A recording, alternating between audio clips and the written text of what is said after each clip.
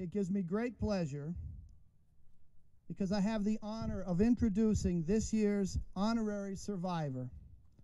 Please join me in welcoming Betsy Elsen.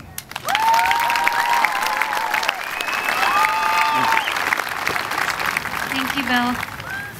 If I took this off, I would look like about him, like him right now.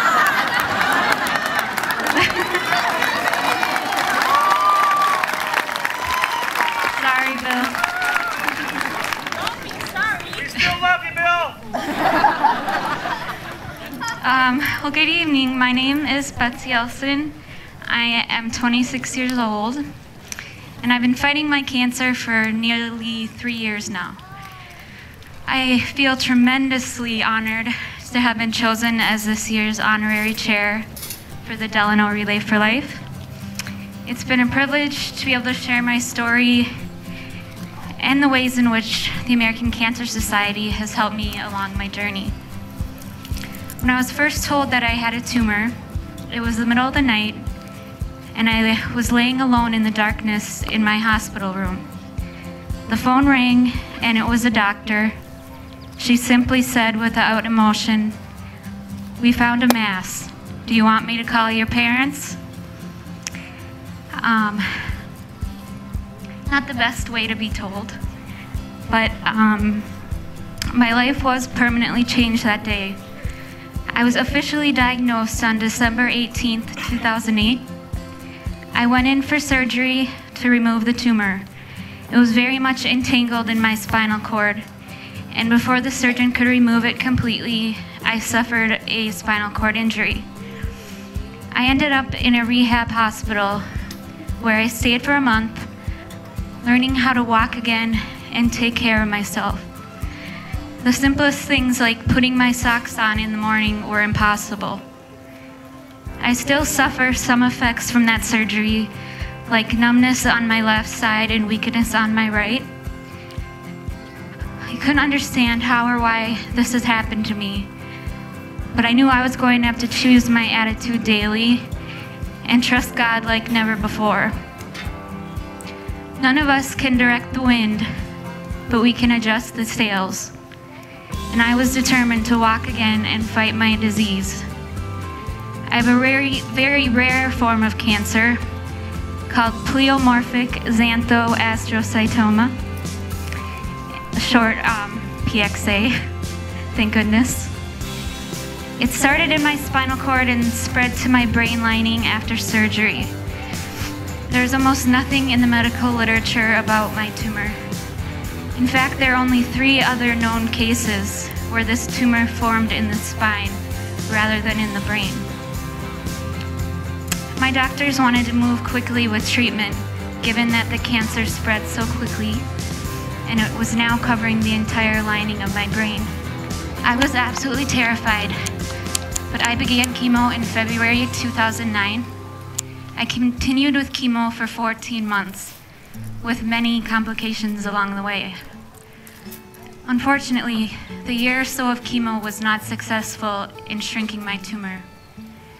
I knew my body needed a break, so we stopped treatment, and I continued to pray for healing and strength. The tumor remained stable for the next 6 months, but last fall, I began experiencing new neurological symptoms that concern me, like vision problems, tingling in my arms and fingers, and worsening of my daily headaches. I chose to go to Mayo Clinic and get their opinion. I met with several radiation oncologists who were all in agreement that I undergo 6 weeks of radiation to my entire brain and spine. I felt defeated and unsure if I could physically, emotionally, and mentally handle this very intense new treatment. As I went home to think it over, a quote from Mother Teresa came to my mind. I wasn't able to remember it completely at that time, but couldn't help but smile when I looked it up at home. She said, "I know God will not give me anything I can't handle. I just wish that He didn't trust me so much." And that quote has given me a lot of peace, and I quickly felt strong about moving forward with the radiation. So I started that this past February. But first, my boyfriend Tim and I, it's over here, he and I took a little trip to Duluth just to get away from doctors and tests and all the stress. And I've learned in order to stay sane, I need to allow myself to get away at times and do something normal with those closest to me. And these simple getaways have been a gift and are crucial for keeping up my energy, faith, and overall quality of life. One of my first concerns with starting radiation was traveling back and forth from the cities to Rochester every day. Thanks to the American Cancer Society, I was able to stay at the Hope Lodge right across from Mayo Clinic for 7 weeks, absolutely free. It's a beautiful facility, and even though it is filled with up to 60 sick people at a time, it truly is a place of hope. The ACS also offers a class each month called Look Good, Feel Better.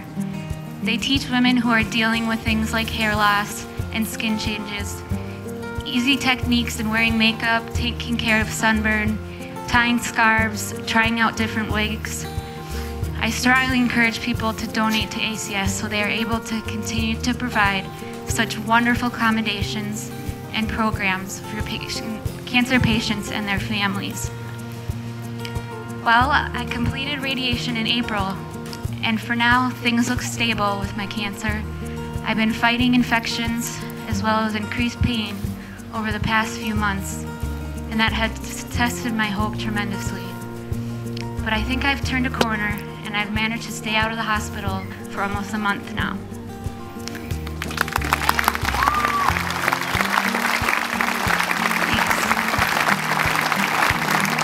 I will be heading down to Mayo for scans on September 1st and 2nd, and would greatly appreciate your prayers for good news. These will be the first scans since radiation ended, so they're pretty important. Again, I want to thank you for the opportunity to share my story with all of you. I've never done this before, but there is something freeing and special about sharing your heart and receiving love and support from those who are fighting such battles. And I am reminded that cancer can be defeated every year when I come to the Relay for Life. Many people have done it, many people have survived it, and so can you and I. I'd like to end with these words. I have lived, laughed, loved, and lost. I have cried, mourned, and grieved, hoped, prayed, and healed. I have found strength in true beauty. I am a survivor. Thank you very much.